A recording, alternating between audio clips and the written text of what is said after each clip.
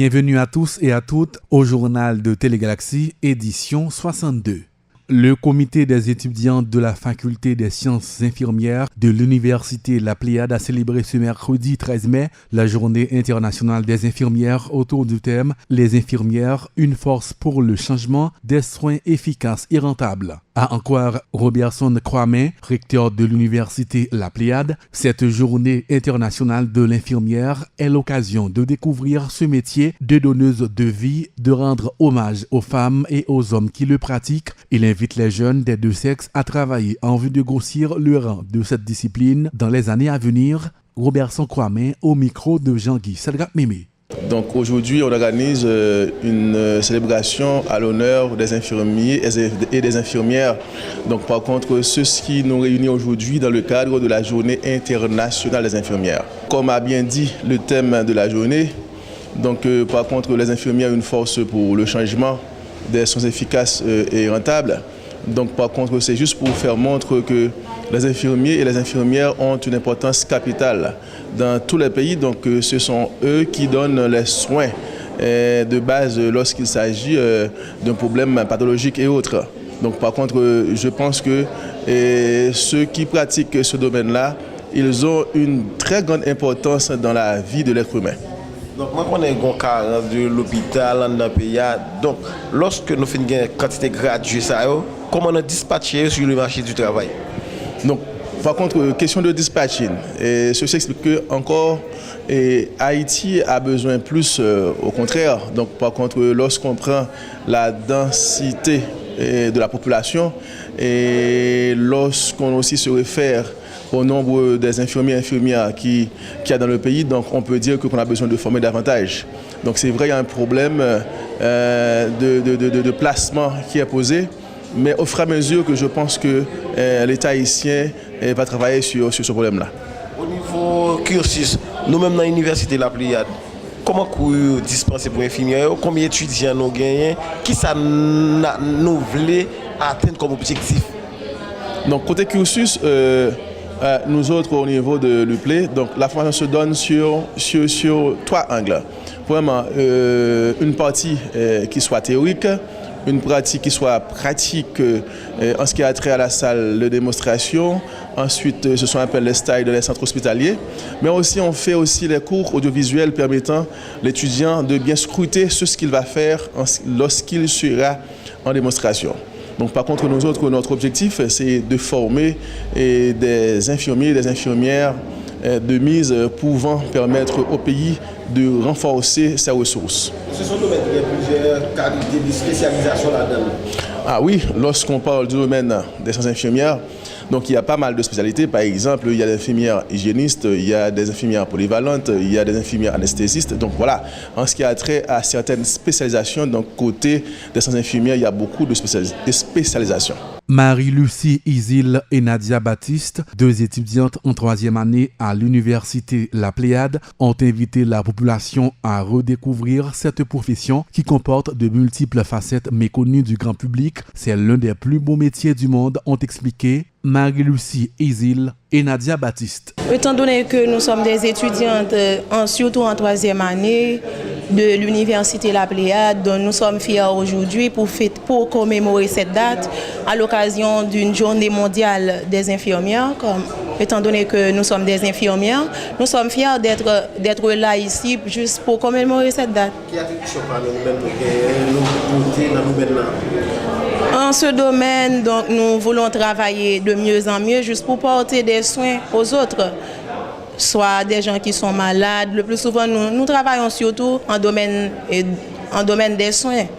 Nous voulons donc porter surtout des soins aux autres qui ont besoin des soins. Est-ce que vous déjà dans stage, comment ça y est? Oui, nous sommes déjà en stage.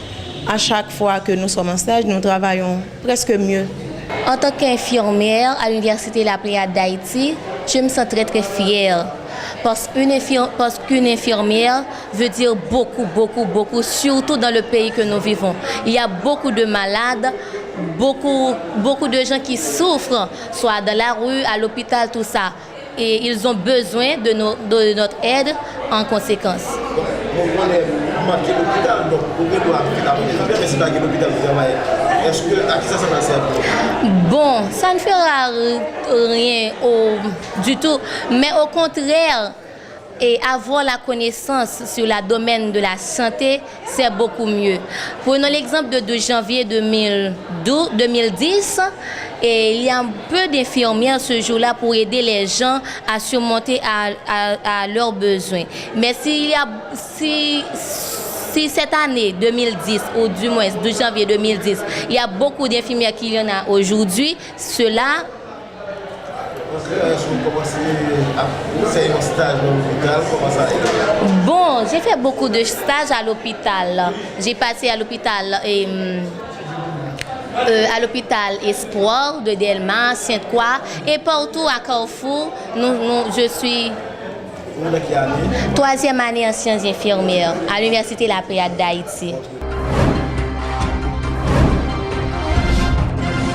Haïti accueillera du 20 au 27 juillet prochain la 13e rencontre continentale des peuples noirs de la Caraïbe et de l'Amérique latine. Ce congrès réunira plus de 300 délégués d'environ 30 pays de la Caraïbe et de l'Amérique latine. Ces assises placées sous le signe du renforcement des liens de solidarité entre les peuples noirs se tiendront autour du thème « Peuple noir de l'Amérique latine et de la Caraïbe, maître de son histoire et de son développement ». En marge des discussions, il est également prévu une foire agro-artisanale dans le but de valoriser les productions agricoles et artisanales haïtiennes. Suivons tour à tour le père Yves Edmond et l'agronome Ilfodot Valcourt.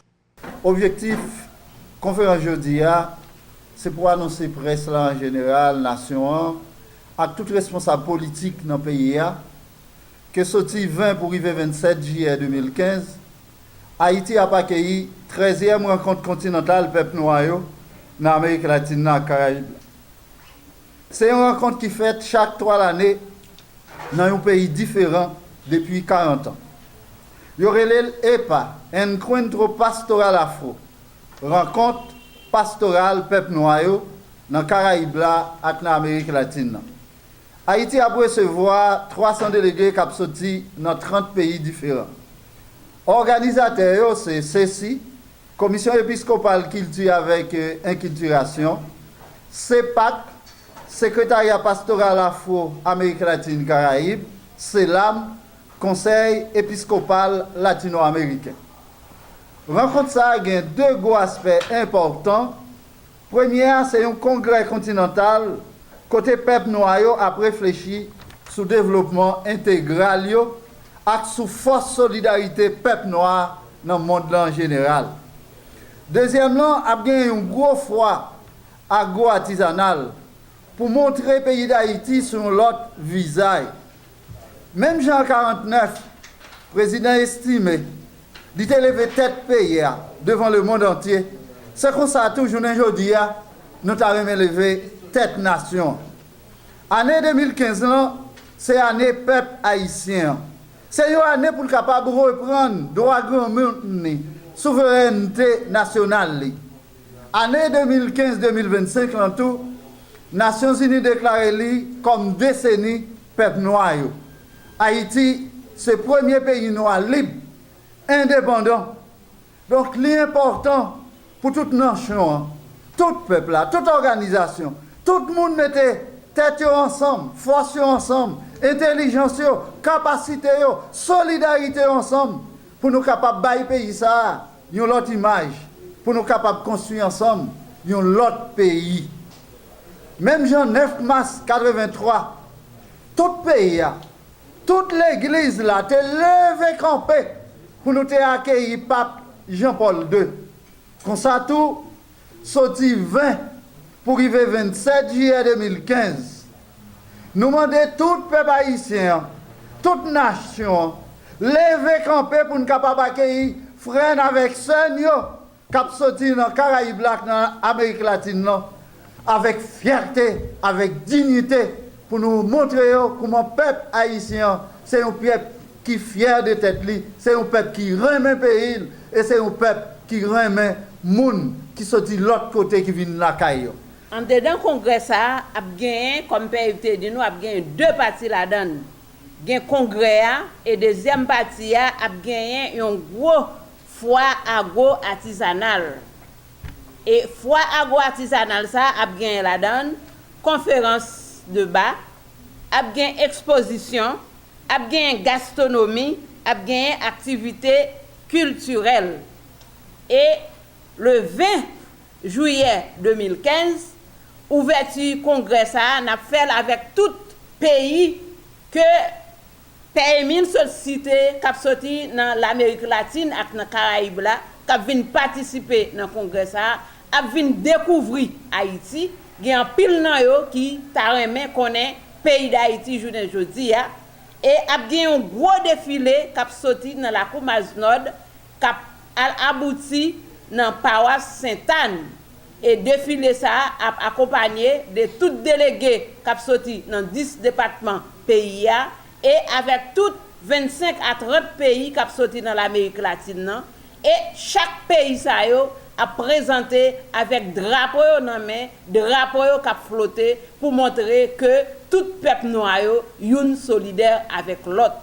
Nous inviter tout le monde dans 10 départements pays pour aller porter coller avec l'autre monde qui vient pour nous capable faire événement ça. C'est une façon tout pour nous capable vendre pays nous chaque jour qu'a parler de un pays pauvre, un pays fatra, un pays misère, mais dans congrès ça nous voulons montrer que Haïti c'est pas vraiment un pays fatra, un pays pauvre, il y a un pile belle bagaille là-dedans tout côté artistes nous yo pour exposer groupe danse yo, groupe ténor, groupe racine, groupe musique pour montrer performance pour dire nous pays d'Haïti à travers culture c'est un gros pays. Nous inviter tout le monde dans 4 coins pays pour venir porter coller avec nous pour capable faire réussir ça tourner un bagage qui concret.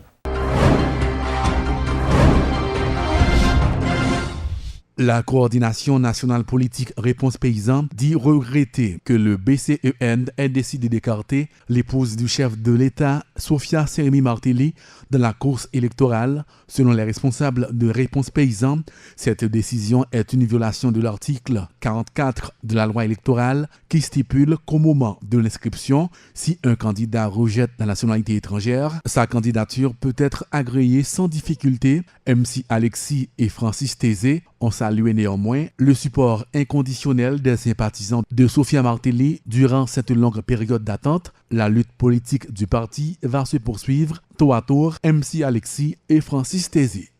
Coordination nationale Réponse Paysan regrette infiniment que le Conseil électoral là prend pression l'ARIA au lieu que la loi appliquée. Nous pensons à l'article 44 là pas respecter le tribunal BCEN bail un résultat qui pas chita sous la loi. Coordination nationale politique Réponse Paysan a salué la population nord-est là qui était resté tête fouette pour tant de résultats KEPA côté patience yo té resté. Sénateur à Goulos et n'a demandé population nord-est là accompagner sénateur. Coordination nationale plateforme politique Réponse Paysan a battu bravo à contentement pour visite à gros tonton déclaration sous dette indépendance là. Peuple haïtien t'attend ça depuis départ président Boyer sous pouvoir en 1843. Nous croyons visite ça pour renforcer le rapport Haïti avec la France, dynamiser le rapport diplomatique et rendre plus dynamique la coopération entre deux pays. Mener Haïti sous chemin développement durable qui chita sous éducation, état des droits, emploi, environnement, avec bon genre, infrastructure. Président, chapeau bas pour vous, aïbobo pour vous. Étant donné que le BCN, c'est le bureau contentieux national électoral, c'est pour statuer sur plusieurs cas. Parmi les cas, ça a été le cas Mme Sophia Seremi Martelly. Côté que nous-mêmes, au niveau Réponse Paysan, nous avons supporté dans toute intégralité. Malheureusement, nous avons BCN tranché. Côté que Mme Martelly n'a pas de chance pour participer dans l'élection. Or, les nous le décret électoral là, nous avons l'article 44 là qui dit si dans la période d'inscription, les gens qui ont une nationalité étrangère, ils renoncent à la nationalité, donc ils étaient capables de participer. Donc, nous estimons son décision qui est illégale, son décision qui n'est pas chita sous base de la loi, puisque puis devant encore on dit si papa Monza, maman Monza c'est haïtien, même s'il fait sous terre étrangère, donc lui c'est haïtien. Donc nous pensons décision sont décisions qui bourrées, qui chargées avec contradiction, mais puisque eux-mêmes c'est le tribunal là pour prendre des décisions, eux-mêmes estiment son décision qui caudale, qui objective, qui rationnelle. Dans ce sens-là, nous-mêmes, dans la réponse paysan, nous sommes obligés d'obtempérer avec décision tribunal BCN dans des bras, mais nous pensons gagner côté, si tu as un recours, tu as une possibilité pour Mme Matéli faire recours, malheureusement pas de recours, donc nous obtempérer avec décision qui sont tirées. La centrale des travailleurs haïtiens dénonce le comportement de l'ancien secrétaire général de cette structure syndicale, Paul Loulou Chéri, qui utiliserait le nom de l'organisation à des fins politiques à l'insu des actuels responsables de la CTH, René Préville-Joseph, met ce dernier en garde contre de telles manœuvres qui ne correspondent guère à la philosophie de la CTH, René Préville-Joseph. C'est certain et anciens dirigeants dans le mouvement qui a utilisé accointance politique dans le cadre d'administration Matéli Paul là pour que soient capables de faire des ordres sous nom administration au nom de l'administration Matéli. Deuxièmement, position de la CTH dans le cadre de conjoncture en termes de questions élections en dedans pays.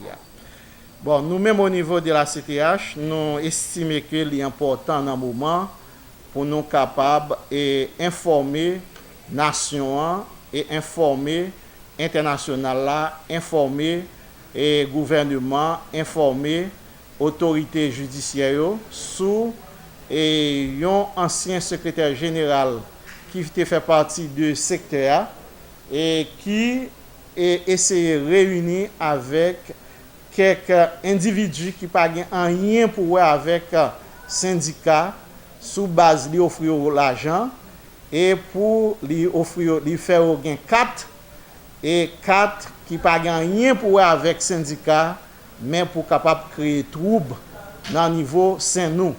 Et dans ce sens-là, nous dénonçons parce que si vient gagner des problèmes puis devant, donc c'est dans non-administration l'a utilisé à tout politique qu'elle gagne au niveau président et au niveau premier ministre pour que les capable de faire des autres, c'est-à-dire c'est ancien secrétaire général et Paul Loulou Chéri.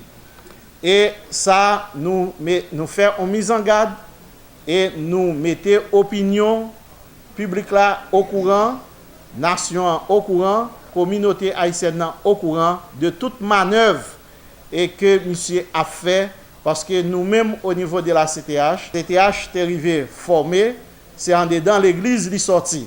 Il n'y a pas de jamais créé en désordre, mais il n'y a pas de jamais une association malfaiteur.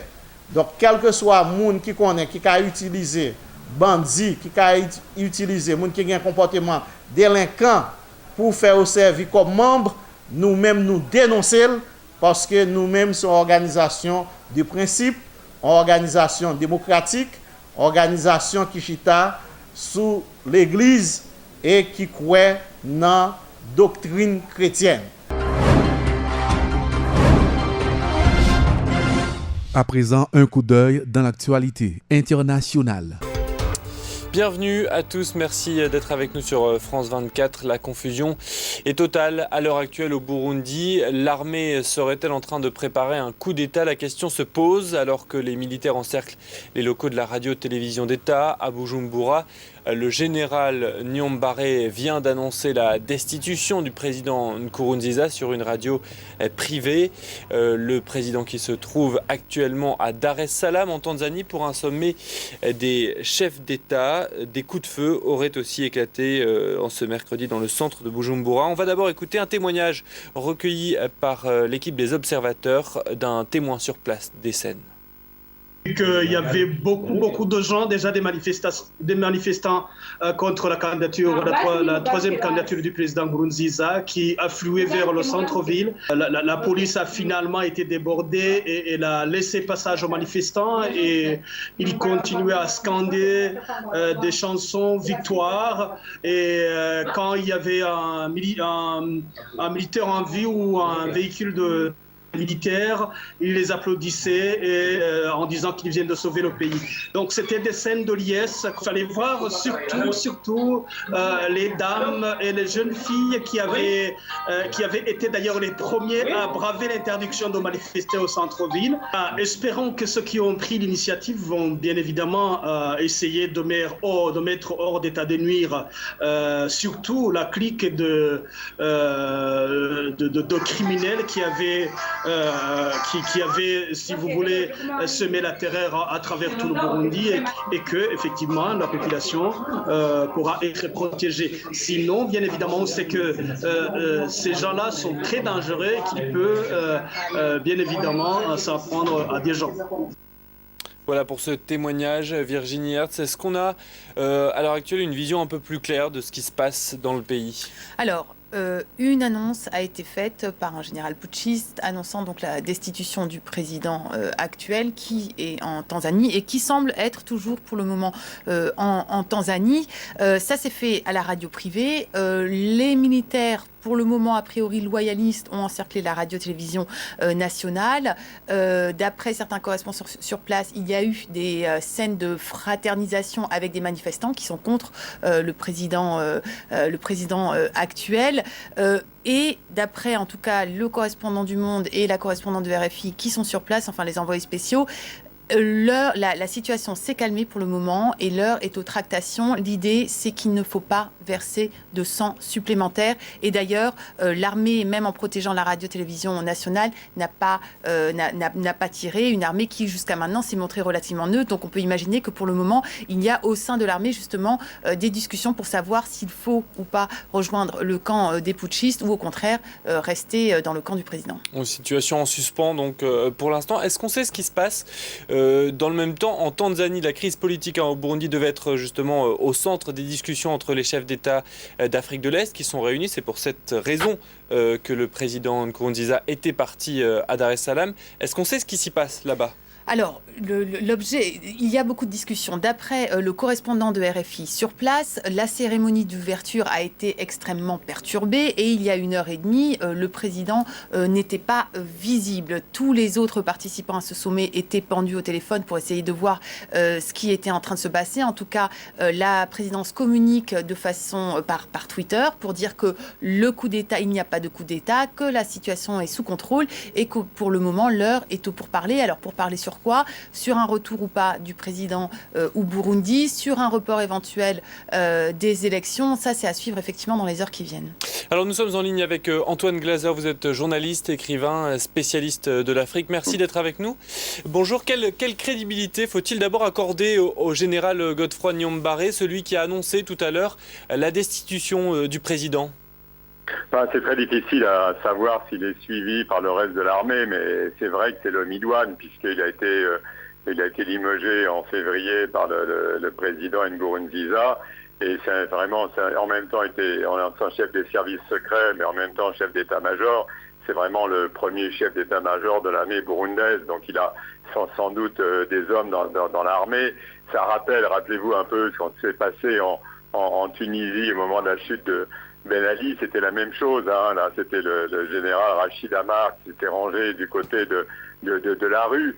Et à partir du moment où la police et un certain nombre de milices du parti sont en faveur de Nkurunziza et de son troisième mandat, et que cet ancien chef d'état-major, lui, a été contre et a été limogé pour cette raison, on voit bien que finalement, ce qui peut changer la donne, c'est effectivement, ça ne pouvait venir que de l'armée, puisque la police soutient à fond le régime Nkurunziza. Qu'est-ce qui explique l'entêtement de l'actuel président à se présenter pour un troisième mandat très contesté, et alors que l'opposition manifeste depuis plus de 2 semaines maintenant? Qu'on le rappelle, il y a eu aussi plus de 20 morts dans ces manifestations. Je pense que c'est une forme d'autisme, c'est bon, une sorte de résistance. On le sait bien, en Afrique, c'est vraiment pour l'argent, c'est le pouvoir, c'est l'argent c'est le pouvoir, c'est se maintenir avec un clan. En plus, il y a des relations extrêmement conflictuelles avec des pays de la région comme le Rwanda. Il y a un certain nombre, finalement, il y a ces accords d'Arusha de 2000 qui avaient permis justement à ce que dans ce pays, il n'y ait plus de conflits interethniques. C'est vrai qu'il n'y en a pas eu jusqu'à présent, mais on voit bien que, bon, on a l'impression, malheureusement, que c'est un peu l'Afrique de nuit, l'Afrique des ténèbres qui revient quand on voit que ce président veut absolument se maintenir et considère que son premier mandat de 2000 à 2005, c'était le Parlement, qu'il a fait qu'un seul mandat et que, voilà, il veut se maintenir d'une façon, pas par la force. Et c'est encore une fois, il y a d'un côté la démocratie, l'ouverture, les changements constitutionnels, et puis il y a le maintien comme ça de gens de clans au pouvoir. C'est au-delà de toute forme de démocratie et de politique. Mais là, c'est très dangereux parce que ça peut effectivement avoir des incidences dans toute la région, en particulier au Rwanda, avec tout ce qui se passe au Kivu. Et le président rwandais, Paul Kagame, peut aussi utiliser ça en disant, voilà, il y a 30 000, il y a des tas de tonnes de réfugiés, ça peut mettre en péril la propre stabilité du Rwanda. Donc, très franchement, c'est une situation pas simplement dangereuse, bien sûr, pour le Burundi, mais pour l'ensemble de la région. Merci beaucoup Antoine Glaser pour toutes ces précisions, votre éclairage sur cette région. On suivra évidemment tout au long de l'après-midi, de la fin d'après-midi, de la soirée, et la situation toujours confuse, donc je vous le disais, et ce coup d'État peut-être en cours, mais dont l'issue reste très incertaine pour l'instant au Burundi. C'est la fin de ce journal. Merci à vous tous qui l'avez suivi.